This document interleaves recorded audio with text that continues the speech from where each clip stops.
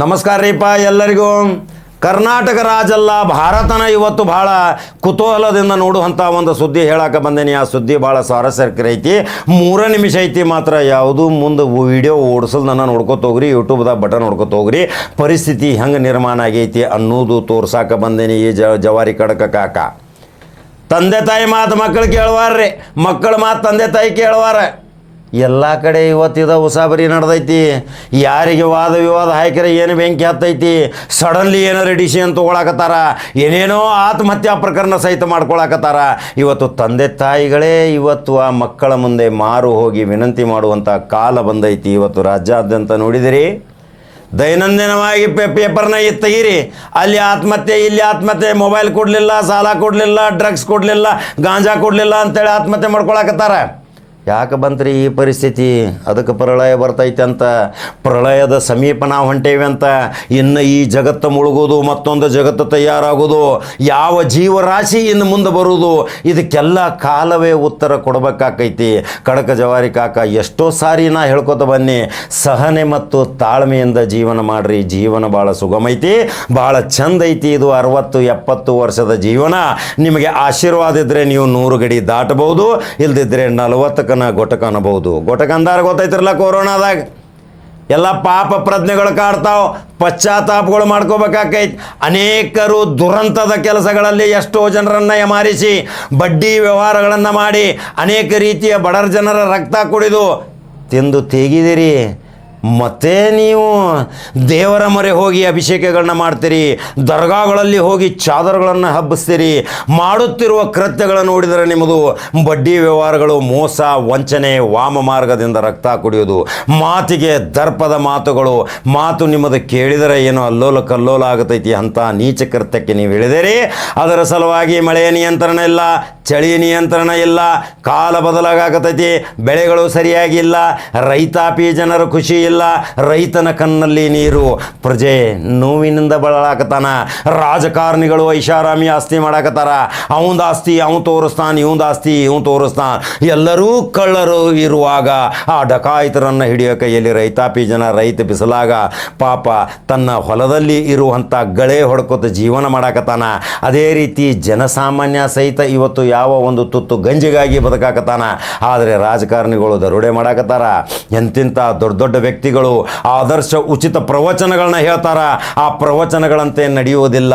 ಆದರೆ ಮಾಡುವ ಕೃತ್ಯಗಳು ಎಲ್ಲ ಕರಾಳ ಕೃತ್ಯಗಳು, ದುರಂತದ ಕೃತ್ಯಗಳು. ಅದರ ಸಲುವಾಗಿ ಇಂದಿನ ಯುವಕರು ಯಾವ ರೀತಿ ಜಾಗೃತ ಆಗ್ತೀರಿ? ಜಾಗೃತ ಆದರೆ ಮಾತ್ರ ಇದು ದೇಶದ ಭದ್ರ ಬುನಾದಿ. ಜಗತ್ತಿಗೆ ಇವತ್ತು ದೊಡ್ಡ ದೊಡ್ಡ ವಿದ್ವಾನ್ಗಳು ಹೇಳಾಕತ್ತಾರ, ಕಯಾಮತ್ ಆ ರಹಿ ಹೈ ಅಂದ್ರೆ ಪ್ರಳಯ ಬರುವುದ್ರಿ. ಕಯಾಮತ್ ನಜದೀಕ್ ಹೈ, ಪ್ರಳಯ ಬಹಳ ಸಮೀಪ ಐತಿ. ಇನ್ನು ಕೆಲವು ದಿನಗಳಲ್ಲಿ ಅಲ್ಲೋಲ ಕಲ್ಲೋಲ ಆಗೋದು, ಈ ಭೂಮಂಡಲ ಮುಳುಗುವುದು, ಇದು ಪವಿತ್ರ ಗ್ರಂಥಗಳಲ್ಲಿಯೂ ಸಹಿತ ಬರಾಕತೈತಿ. ಅದರ ಸಲುವಾಗಿ ಯಾರಿಗೆ ಯಾರು ಗೌರವವಿಲ್ಲ, ಆತ್ಮ ಧೈರ್ಯ ಇಲ್ಲ, ಸ್ಥೈರ್ಯವನ್ನು ಕಳ್ಕೊಂಡಾರ, ಮನೋರೋಗಿಗಳಂತೆ ವರ್ತನೆ ಮಾಡಾಕತ್ತಾರ. ಎಲ್ಲರಿಗೂ ಇವತ್ತು ತಕ್ಷಣ ದುಡ್ಡು ಬೇಕು, ತಕ್ಷಣ ಆಹಾರ ಬೇಕು, ತಕ್ಷಣ ಐಷಾರಾಮಿ ಜೀವನ ಬೇಕು. ಇವೆಲ್ಲವೂ ಸಿಗಲಿಲ್ಲ ಅಂದರೆ, ಯಾರು ಅದನ್ನು ಪೂರೈಕೆ ಮಾಡಲಿಲ್ಲ ಅಂದರೆ ತಕ್ಷಣವೇ ಜೀವ ಕಳೆದುಕೊಳ್ಳುವಂಥ ಕೆಟ್ಟ ದುರಂತಕ್ಕೂ ಸಹಿತ ತಕ್ಷಣ ತೀರ್ಮಾನ ತಗೊಳಕತ್ತೀರಿ. ಅದರ ಸಲುವಾಗಿ ಹಿರಿಯರು ಅನೇಕ ಬಾರಿ ಹೇಳ್ತಿದ್ರು. ಯಾವ ಹಿರಿಯರು ಇವತ್ತು ಹೇಳಿದರು ಆ ಹಿರಿಯರು ಇಲ್ಲ. ಈಗಿನ ಹಿರಿಯರಿಗೆ ಮಾತು ಗೌರವ ಇಲ್ಲ. ಹಿರಿಯರೇ ಇವತ್ತು ಪಂಚಿಕೆ ಮಾಡುವಂಥ ಪರಿಸ್ಥಿತಿ ಇಲ್ಲ. ನ್ಯಾಯ ತೀರ್ಮಾನಗಳನ್ನು ಕೊಡ್ತಿದ್ರು, ಇವತ್ತು ನಂಬಿಕೆ ಇಲ್ಲ. ಹಳೆಯ ಕಾಲದಲ್ಲಿ ಒಂದು ಊರಿನ ಪ್ರಮುಖ ಒಂದು ತೀರ್ಮಾನ ಕೊಟ್ಟರೆ ಆ ತೀರ್ಮಾನವೇ ಅಂತಿಮ ಅಂತಿದ್ರು. ಆ ಹಿರಿಯನಿಗೆ ಸಹಿತ ಗೌರವ ಇಲ್ಲ. ಆ ಹಿರಿಯನ ಮುಂದೆ ಇವರು ಗಾಂಜಾ ಮತ್ತು ಡ್ರಗ್ಸ್ ಅಡಿಕ್ಟ್ ಆಗಿ ಅವನ ಮುಂದೆ ನಿಂತರೆ ಅವನ ಪರಿಸ್ಥಿತಿ ಏನಾದಿತ್ತು? ಹಾಳಾಗಿ ಹೋಗೋ ಮಾರಾಯ, ನಿಮ್ಮ ಕಾಲ ಹಂಗೆ ಬಂದೈತಿ, ನಮ್ಮ ಕಾಲ ಹಿಂಗಿತ್ತು ಅಂಥೇಳಿ ಅವನೇ ಉಪದೇಶ ಹೇಳುವಂಥ ಪರಿಸ್ಥಿತಿ ಬಂದಾಗ ಇದಕ್ಕೆ ದುರಂತ ಅಲ್ರಿ? ಹಂಗಾದ್ರೆ ಪ್ರಳಯ ಬರೋದು, ಕಯಾಮತ್ ಬರೋದು, ಎಲ್ಲವೂ ದುರಂತನೇ ಇನ್ನು ನೇತೃತ್ವದಲ್ಲಿ ಬರೋದು. ಇನ್ನು ಇದು ಈ ಭೂಮಂಡಲವೇ ಮುಳುಗುವುದು. ಏನು ಆಗತೈತಿ ಇನ್ನು ಮುಂದೆ? ಯಾವ ಜಾತಿಗಳಲ್ಲಿ ಗಲಭೆ, ಧರ್ಮಗಳಲ್ಲಿ ಧರ್ಮದಂಗಲ. ಯಾರಿಗೂ ಸಹನೆ ಇಲ್ಲ, ವಿನಯ ಇಲ್ಲ, ವಿನಂತಿ ಇಲ್ಲ, ಕರುಣೆ ಇಲ್ಲ, ಪ್ರೀತಿ ಇಲ್ಲ, ವಿಶ್ವಾಸ ಇಲ್ಲ, ಮಮಕಾರ ಇಲ್ಲ, ವಾತ್ಸಲ್ಯ ಸಹಿತಂತೂ ಇಲ್ಲವೇ ಇಲ್ಲ. ಹಂಗಾದರೆ ಇದು ರಕ್ತದೋಕಳಿಯ ಆಗುದ್ರಿ ಜಗತ್ತ. ಮಹಾಯುದ್ಧಗಳು ನಡೆದಾವ, ದೇಶಕ್ಕೆ ಆಕ್ರಮಣ. ಇಲ್ಲಿ ಸಣ್ಣ ಸಣ್ಣ ಯುದ್ಧಗಳು ಓಣ್ಯಾಗ ನಡೆದಾವ. ಎಲ್ಲವೂ ದುರಂತಮಯದ ಕಾಲ ಬರುವಾಗ ಇನ್ನು ಯಾವ ಕಾಲ ಜ್ಞಾನದ ಭವಿಷ್ಯ ಸಹಿತ ಹೇಳಿದರು. ಭವಿಷ್ಯಗಾರರು 100 ಕೋಟಿ ಆಸ್ತಿ ಗಳಿಸಾಕತ್ತಾರ. ನಿಮಗೊಂದು ಸುಳ್ಳು ಭರವಸೆಗಳನ್ನು ಪಳ್ಳು ನಿಮಗೆ ವಸ್ತುಗಳನ್ನು ಕೊಟ್ಟು ನಿಮ್ಮನೆಗೆ ಮಾರ್ಸಾತಾರ.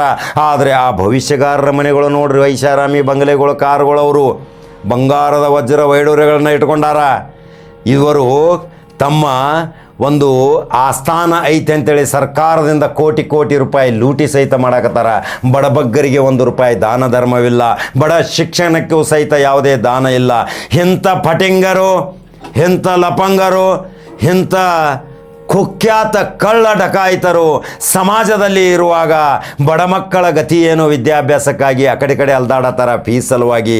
ಆ ಫೀಸ್ ಕೊಡೋ ಸಲುವಾಗಿ ನಾನು ಅದನ್ನು ಫೀಸ್ ಕೊಡಿಸುತ್ತೇನೆ ಅಂತೇಳಿ ಕೋಟಿ ಅನುದಾನ ತೆಗೆದುಕೊಂಡಂಥ ಮಹಾನ್ ನೀಚರಿಗೆ ಪಂಗನಾಮ ಹಾಕುವಂಥ ಕಾಲ ಬರ್ತೈತಲ್ರಿ. ಹಾಗಾದ್ರೆ ಯಾರ್ಯಾರು ಕೋಟಿ ಗಂಟಲೆ ಅನುದಾನ ತೊಗೊಂಡಿರಿ ಬಡವರು ಹೆಸರಲ್ಲೇ ಸಂಸ್ಥೆಗಳನ್ನು ಸೃಷ್ಟಿ ಮಾಡಿ, ನಕಲಿ ಸಂಸ್ಥೆಗಳನ್ನು ಮಾಡಿ, ಇದೇ ನಮ್ಮ ಕರ್ನಾಟಕ ರಾಜ್ಯದ ದುಡ್ಡನ್ನು ಹೊಡೆದು ಮೋಸ ಮಾಡಿದ ಅವರ ಬಣ್ಣವನ್ನು ಬಿಚ್ಚಿಡ್ತೀನಿ, ಅವರ ಹಿನ್ನೆಲೆಯನ್ನು ತೆಗಿತೀನಿ. ಅವರು ಯಾವ್ಯಾವ ಅನೈತಿಕ ಸಂಬಂಧಗಳಲ್ಲಿ ತೊಡಗಿದ್ರು, ಯಾವ್ಯಾವ ಅನೈತಿಕ ಚಟುವಟಿಕೆಗಳಲ್ಲಿ ತೊಡಗಿ ವಿಡಿಯೋ ಮುಖಾಂತರ ವೈರಲ್ ಆಗಿ ನೀಚ ಕೃತ್ಯಗಳನ್ನು ಮಾಡಿದರು. ಅವರ ಮುಖವಾಡ ಇನ್ನು ಇಳಿಸ್ಬೇಕಲ್ರಿ.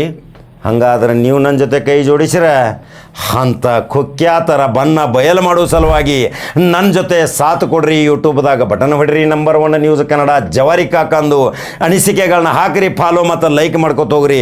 ಮತ್ತೊಂದು ಕಡಕ್ ಜವಾರಿ ಸುದ್ದಿ ಬರ್ತೀನಿ. ನಮಸ್ಕಾರ.